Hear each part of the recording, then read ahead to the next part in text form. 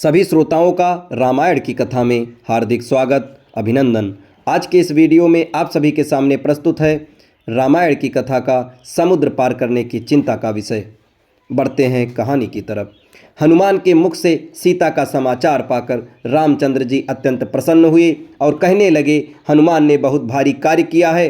भूतल पर ऐसा कार्य होना कठिन है। इस महासागर को लांघ सकने की क्षमता गरुड़, वायु और हनुमान को छोड़कर किसी दूसरे में नहीं है। देवताओं, राक्षसों, यक्षों, गंधर्वों तथा दैत्यों द्वारा रक्षित लंका में प्रवेश करके उसमें से सुरक्षित निकल आना केवल हनुमान के लिए ही संभव है। इन्होंने समुद्र लंघन आदि कार्यों के द्वारा अपने पराक्रम के अनुरूप बल प्रकट करके एक सच्चे सेवक के योग्य सुग्रीव का बहुत बड़ा कार्य संपन्न किया है। स्वामी द्वारा दिए गए कार्य को सेवक उत्साह तथा लगन से पूरा करे तो वह श्रेष्ठ होता है। जो सेवक कार्य तो पूर्ण कर दे किंतु बिना किसी उत्साह के पूरा करे वह मध्यम होता है, और आज्ञा पाकर भी कार्य न करने वाला सेवक अधम कहलाता है। हनुमान ने स्वामी के एक कार्य में नियुक्त होकर उसके साथ ही दूसरे महत्वपूर्ण कार्यों को भी पूरा किया है और सुग्रीव को पूर्णतः संतुष्ट कर दिया है। आज मेरे पास पुरस्कार देने योग्य वस्तु का अभाव है।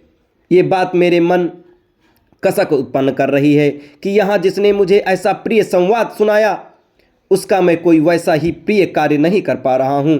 अतः इस समय मैं इन महात्मा हनुमान को केवल अपना प्रगाढ़ आलिंगन प्रदान, अपना सर्वस्व इसे समर्पित करता हूँ।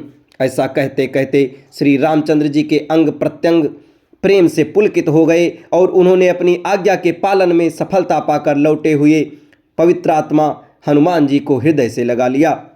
फिर थोड़ी देर तक विचार करके रामचंद्र जी ने सुग्रीव से कहा, हे वानर राज, जानकी की खोज का कार्य तो सुचारू रूप से संपन्न हो गया, किंतु समुद्र की दुरुस्तता का विचार करके मेरे मन की उत्साह पुनः नष्ट हो रहा है। महाअंजलाराधि से परिपूर्ण समुद्र को पार करना अत्यंत कठिन है। यह कार्य कैसे हो पाएगा? राम को इस प्रकार चिंतित देख सुग्रीव ने कहा, वीरवर, आप दूसरे साधारण मनुष्यों की भांति क्यों संताप कर रहे हैं? जैसे कृतज्ञ पुरुष सौहार्द को त्याग देता है उसी प्रकार से आप भी इस संताप को त्याग दें। जब सीता जी का पता लग गया है तो मुझे आपके इस दुख की और चिंता का कोई कारण दिखाई नहीं देता। मेरी वानर सेना की वीरता और पराक्रम के सामने ये समुद्र बाधा बनकर खड़ा ही नहीं हो सकता। हम समुद्र पर पुल बनाकर उसे पार करेंगे। परिश्रम और उद्योग से कौन सा कार्य सिद्ध नहीं हो सकता। हमें कायरों की भांति समुद्र को बाधा बांध निराश होकर नहीं बैठना चाहिए। सुग्रीव के उत्साहपूर्ण शब्दों से संतुष्ट होकर राघव हनुमान से बोले, हे वीर हनुमान, कपिराज सुग्रीव की पुल बनाने की योजना से मैं सहमत हूँ। ये कार्य शीघ्र आरंभ हो जाए, ऐसी व्यवस्था तो सुग्रीव ही कर ही देंगे। इस बीच तुम मुझे रावण की सेना, उसकी शक्ति, युद्ध कौशल, दुर्गों आदि के विषय में विस्तृत जानकारी दो। मुझे विश्वास है कि तुमने इन सारी बातों का अवश्य ही विस्तार पूर्वक अध्ययन किया होगा। तुम्हारी विश्लेषण क्षमता मुझे पूर्ण विश्वास है। रघुनाथ जी का आदेश पाकर पवन पुत्र हनुमान ने कहा, हे सीतापते, लंका जितनी ऐश्वर्य तथा समृद्धि से युक्त है उतनी ही वह विलासिता में डूबी हुई भी है। सैनिक शक्ति उसकी महत्वपूर्ण है। उसमें असंख्य उन्मत्त हाथी, रथ और घोड़े हैं।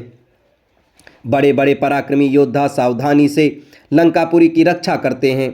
उस विशाल नगरी के 4 बड़े बड़े द्वार हैं। प्रत्येक द्वार पर ऐसे शक्तिशाली यंत्र लगे हुए हैं जो लाखों की संख्या में आक्रमण करके वाले शत्रु सैनिकों को भी द्वार से दूर रखने की क्षमता रखते हैं। इसके अतिरिक्त प्रत्येक द्वार पर अनेक बड़ी बड़ी शतघनी तोप रखी हुई है जो विशाल गोले छोड़कर अपनी अग्नि से समुद्र जैसी विशाल सेना को नष्ट करने की सामर्थ्य रखती है। लंका को और भी अधिक सुरक्षित रखने के लिए उसके चारों ओर अभेद स्वर्ण पर परकोटा खींचा गया है। परकोटे के साथ साथ गहरी खाइयाँ खुदी हुई हैं जो अगाध जल से भरी हुई हैं। उस जल में नक्र, मकर जैसे भयानक हिंसक जलजीव निवास करते हैं। परकोटे पर थोड़े थोड़े अंतर से बुर्ज बने हुए हैं। उन पर विभिन्न प्रकार के विचित्र किंतु शक्तिशाली यंत्र रखे हुए हैं। यदि किसी प्रकार से शत्रु के सैनिक परकोटे पर चढ़ने में सफल हो भी जाएं तो ये यंत्र अपनी चमत्कारिक शक्ति से उन्हें खाई में धकेल देते हैं। लंका के पूर्वी द्वार पर 10 सहस्त्र पराक्रमी योद्धा शूल तथा खड्ग लिए सतर्कतापूर्वक पहरा देते हैं। दक्षिण द्वार पर 1 लाख योद्धा अस्त्र शस्त्रों से सुसज्जित होकर सदैव सावधानी की मुद्रा में खड़े रहते हैं। उत्तर और पश्चिम के द्वारों पर भी सुरक्षा का ऐसा ही व्यवस्था है। इतना सब कुछ होते हुए भी आपकी कृपा से मैंने उनकी शक्ति काफ़ी छेड़ कर दी है, क्योंकि जब रावण ने मेरी पूंछ में कपड़ा लपेटकर आग लगवा दी थी तो मैंने उस जलती हुई पूंछ से लंका के दुर्गों का या तो समूल नष्ट कर दिया या उनके अपार क्षति पहुंचाई है। अनेक यंत्रों की दुर्दशा कर दी है और कई बड़े बड़े सेनापतियों को यमलोक भेज दिया है। अब तो केवल सागर पर सेतु बांधने की देर है, फिर तो राक्षसों का विनाश होते अधिक देर नहीं लगेगी। अब इसके आगे की कहानी आपको अगले वीडियो में बताया जाएगा। तब तक हमारे साथ बने रहें। धन्यवाद।